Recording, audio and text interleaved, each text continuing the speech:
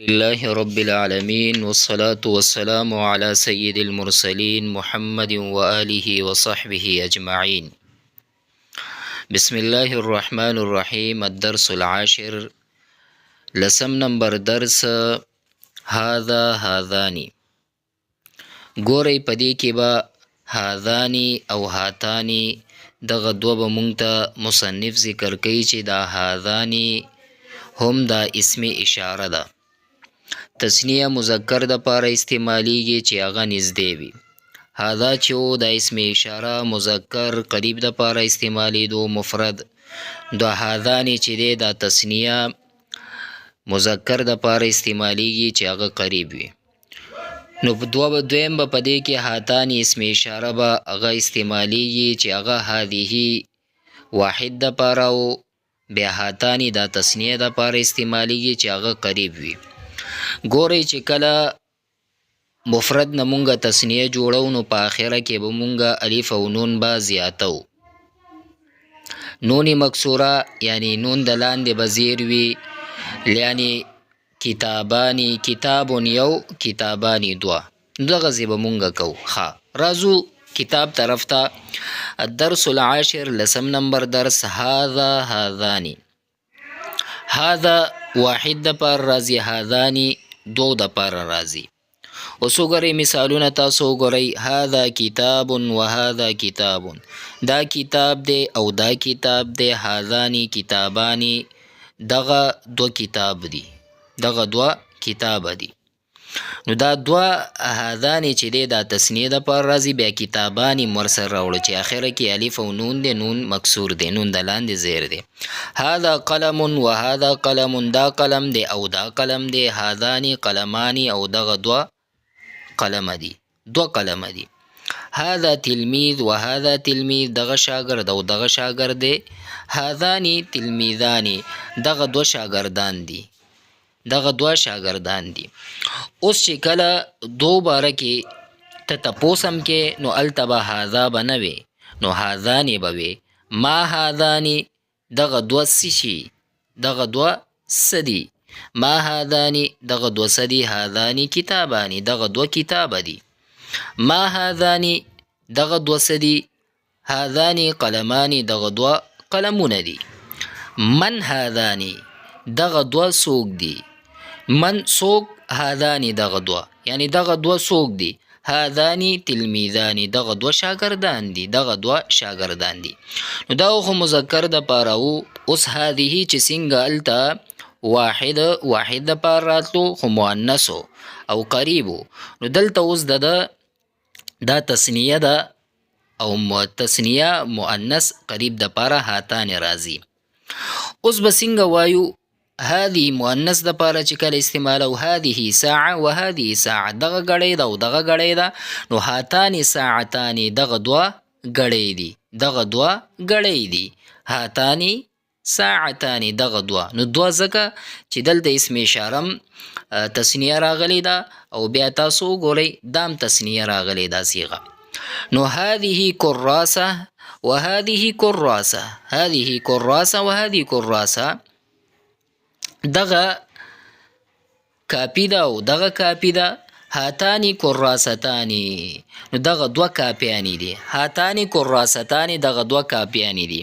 هذه طالبه و هذه طالبه، دغه طالبه ده او دغه طالبه ده. هاتانی طالبتانی، دغه دوه طالبانی دي، یعنی مؤنث.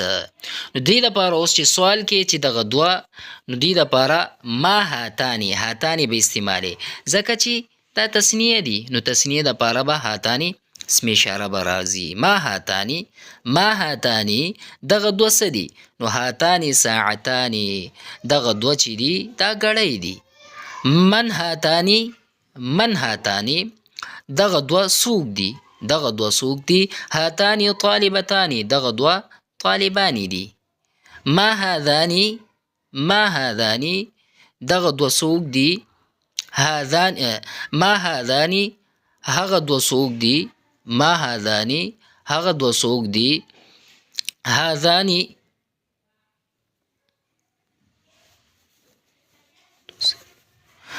ما هذانی، هغه دوه سدي هغه دوه سدي هذان کتاب و قلم هغه دوه یعنی یو کتاب بل قلم دی هذان کتاب و قلم کتاب او قلم دی من هذان هغه سوق دی هذان خالد و محمود هغه دوه یو خالد او بل محمود دی نو هذان خالد و محمود هغه خالد او محمود دی ما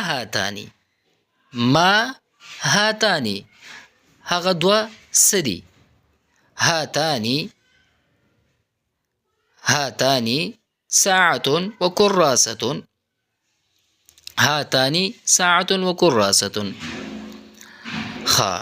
هغه دوه یو ساعت دی غړې ده وکراسة او بل کاپی ده من هاتانی هغه دوه څوک دي هاتانی فاطمه و زینب هغه دوه یو فاطمه بل زینب ده یعنی هاتین فاطمه و زینب هغه فاطمه و زینب دي اوس په دې کې تمرین یعنی مشق کوي اول نمبر عربی میں ترجمہ کرے وی په عربی کې ترجمه وکي میرے پاس دو کتابیں ہے نو میرے پاس زما د پر راځي عندي او دو کتاب دي عندي ما سره کتابانی ما سره دو کتابونه دي دو قلم ہے دو قلم دي قلمانی دو تختیاں ہیں تختی د لوحه ویل کیږي دو تختیاں ہیں نو لوحه تانی اور دو کاپیاں ہیں او دو کاپیانی دی وکراستانی خالد کے دو بھائی اور دو بہن ہیں وی دا خالد دو رونا او دو خویندی دی لخالد اخوانی و اختانی اخوان دو رونا اختان دو خویندی اسلم کے بعض دو گڑیاں ہیں وی اسلم سره چی دی دو ساعتون دی نو لأسلم ساعتانی لأسلم ساعتانی سعید کے بعض دو ٹوپیاں ہیں وی سعید سره چی دی دو ٹوپے دی نو عند سعید قلنسوہ تانی قلنسوہ ٹوپے طویل کی گی کمرے میں دو کھڑکیاں ہے وی پا کمرے کی چی دی دو کھڑکی دی نو فی الغرفت شباکانی یہ دو درخت ہیں ودغه دو ونی دی هاتانی شجرتانی یہ دو پھول ہے ودا دو گلاب دی نو هاتانی زهرتانی دویم نمبر پدی کی اردو میں ترجمہ کرے اس ددی پا اردو کی ترجمہ کو لی اخوانی و صدیقانی وی زما دو رون دی او دو می ملگری دی علی الشجرتی پا ون باندی عصفورانی دو مرغان دی یعنی دو چنچنی دی هاتانی وردتانی وی دغ دو گلاب دی للمسجد منارتانی وی د جمعه دو مناری دی لخالد ابن واحد وی د خالد یو زوی دی لخالد ابن واحد خالد یو زوی دی وله بنت واحد داغی یو لور دا وله او هغی بنت لور واحدة یو دا داغی یو لور دا وفاطمة لها أخواني وأختاني وزميلة واحد وفاطمة لها أو دا فاطمي أخواني دورون دي وأختاني أو دو خويندي دي وزميلة واحدة أو يو داغة ملغري دا للطائرة جناحاني وإذا هواي جهاز جدي دو پرون دي يعني دو پر دي چاگه خیجی للطائرة جناحان جناح يعني دا پرونو تویل کی طائرة دا هوائی جهاز للغرفة باباني وی دا کمری دو دروازی دی باب یو بابانی دو نو تسنیه شو نو دو نو اس هذانی اسم اشارہ ہے اور تسنیہ مذکر کے لیے استعمال ہوتا ہے جبکہ وہ قریب ہو دا اوس قاعده بیانوي وی هذانی لکه هذه چې یو نو هذانی تسنیه نو دا اسم اشاره ده او تسنیه مذکر د پاره استعمالیږي هغه چې هغه نږدې وي هاتانی اسم اشاره है वो दाम इसमें इशारा है जो तस्निया मुअन्नस के लिए इस्तेमाल होता है वदा तस्निया मुअन्नस د پاره استعمالیږي जबकि वो करीब हो چې دغه نږدې وي अगर मुफरद اسم से तस्निया बनाना हो वो چې کله مفرد اسم نه تاسو تسنیه جوړوي उसके आखिर में الف نون کا اضافہ کریں نو الف نون به اضافه کوي نو بیا به داسې شي جیسے کتاب اوس کتاب دی اوس مونږ دینه تسنیه جوړو نو کتابانی نو الف او نون په اخره کې مونږ زیات کا نو دینه تسنیه جوړ شو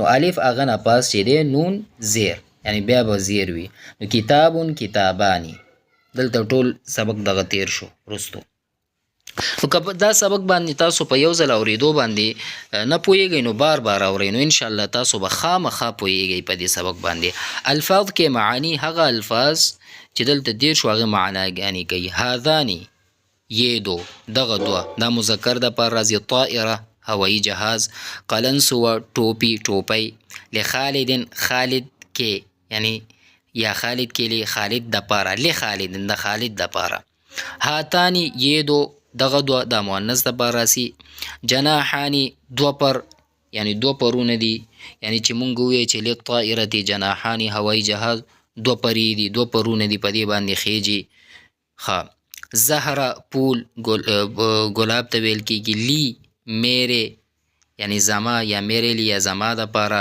عندي میرے پاس یعنی ما سره یعنی یا زما عندي یعنی زما تثنیه یعنی مخکې تیر شو کنه چې ما سره چې دی دو کتابونه دي نو عندي کتابانی عندي کتابانی تثنیه دو ته ویل کېږي لوح تختی ته ویل کېږي نو انشاءالله امید لرم په دې سبق باندې به تاسو پوه شوي یئ نو په نیک دعاګانو کې مې یاد ساتئ او د ثواب په نیت باندې نورو دوستانو ته هم شیر کړئ السلام علیکم ورحمة الله وبرکاته